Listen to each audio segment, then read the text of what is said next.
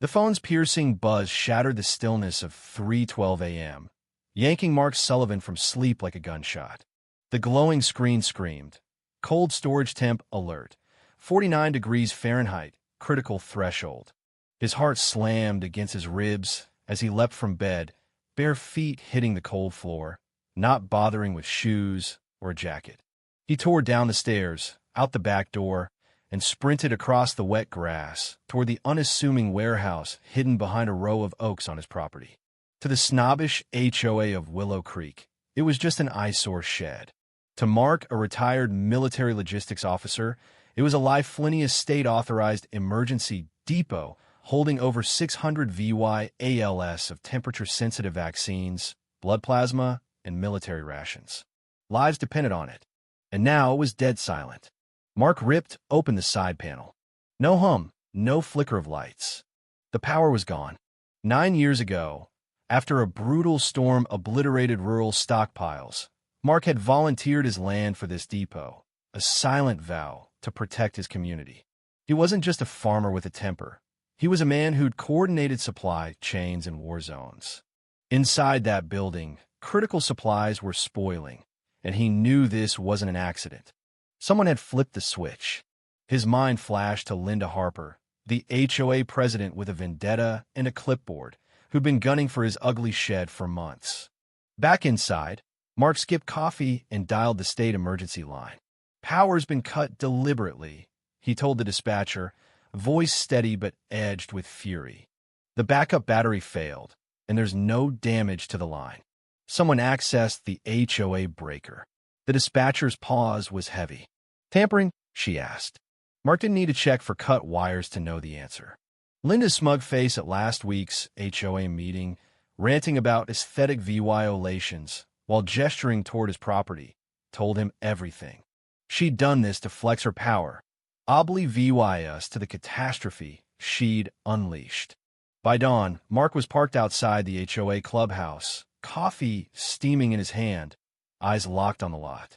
When Linda's gleaming SUV screeched in, he stepped in front of it, unyielding as stone.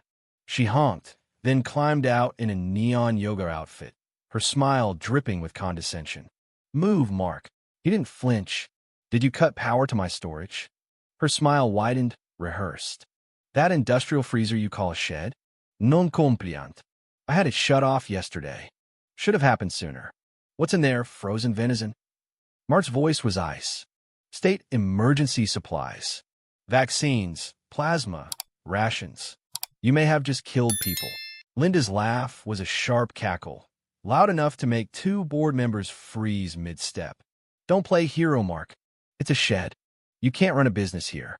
Violation 3.6c. Mark stepped closer. "You didn't just flip a switch, Linda. You triggered a state-level crisis. Keep smirking. You'll see." She scoffed, VYing past him, her tote bag nearly toppling the community bulletin board. A flyer for her Willow Creek Beautification Gala fluttered to the ground, her name in bold. Mark grabbed it, tucking it away as he VY'd Denke of her ego. Back home, he checked the security footage.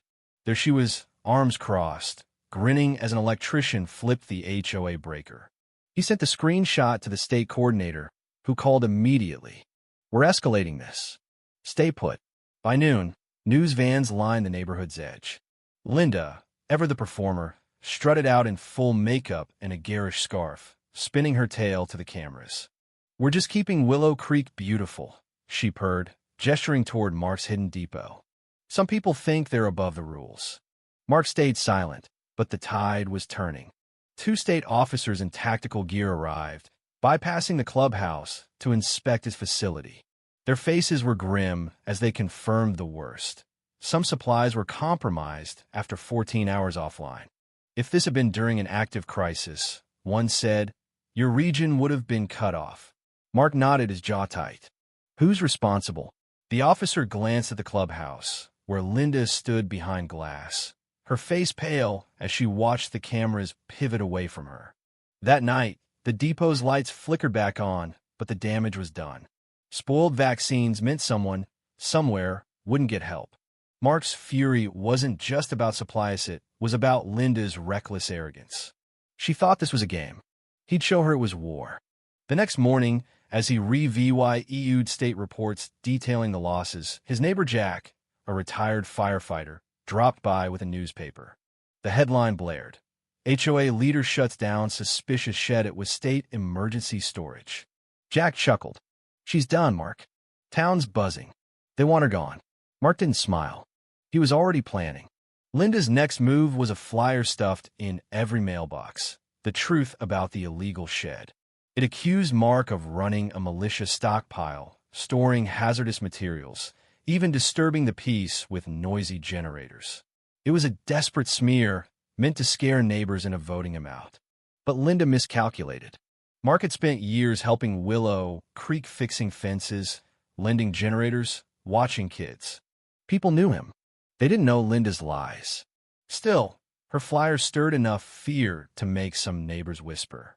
Was Mark hiding something dangerous?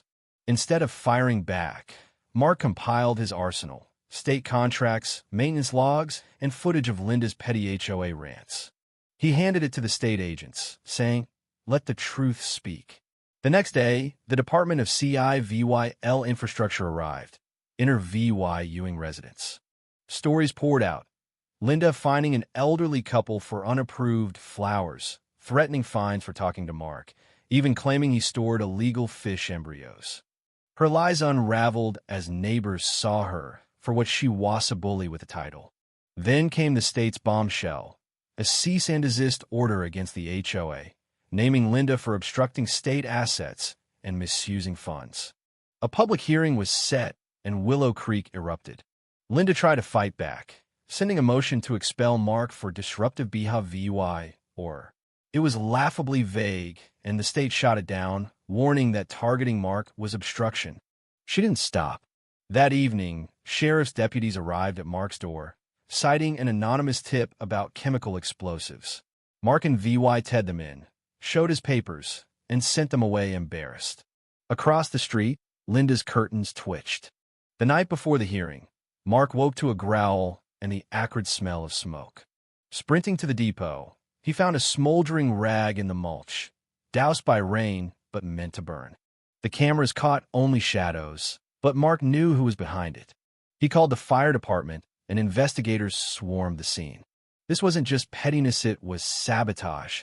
At the courthouse, the hearing room was packed. Linda sat, flanked by lawyers, her face a mask of defiance. Mark, in his old Sarah VYC jacket, sat quietly as Denke piled up. The blackout, the smear campaign, the false police report, the fire. When the footage of Linda smirking by the breaker played, gasps filled the room. Neighbor after neighbor testified to her tyranny fines for ties, threats, lies. Linda's lawyers floundered, her excuses collapsing under state contracts and timestamps. The judge's ruling was swift. Linda was barred from HOA active ties, fined for damages, and the board faced dissolution. She stood, clutching her purse, and shuffled out, avoiding Mark's gaze. Outside, reporters swarmed, but Mark waved them off. This wasn't about glory, it was about protecting what mattered. Days later, Linda's house hit the market. She moved to a gated community, her reputation in tatters after audits revealed she'd siphoned HOA funds for her pool and legal fees. Mark, now interim HOA president, rewrote the bylaws for transparency. Willow Creek transformed, kids played freely, gardens bloomed, and neighbors gathered for cookouts. The depot stood proud, a symbol of resilience. One night, Jack joined Mark on his porch. "You held the line," he said. Mark nodded, staring at the depot's soft glow. He hadn't just won a fight, rebuilt a community. And that was worth every second of the war. If you were the one in this story, how would you react? Would you stand up and fight back, or accept the unreasonable pressure and control from the HOA? Share your thoughts in the comments below. And don't forget to subscribe, like, and share this video with more people. Your small action gives us the motivation to keep bringing you more intense and engaging stories. Thanks for watching, and we'll see you in the next video.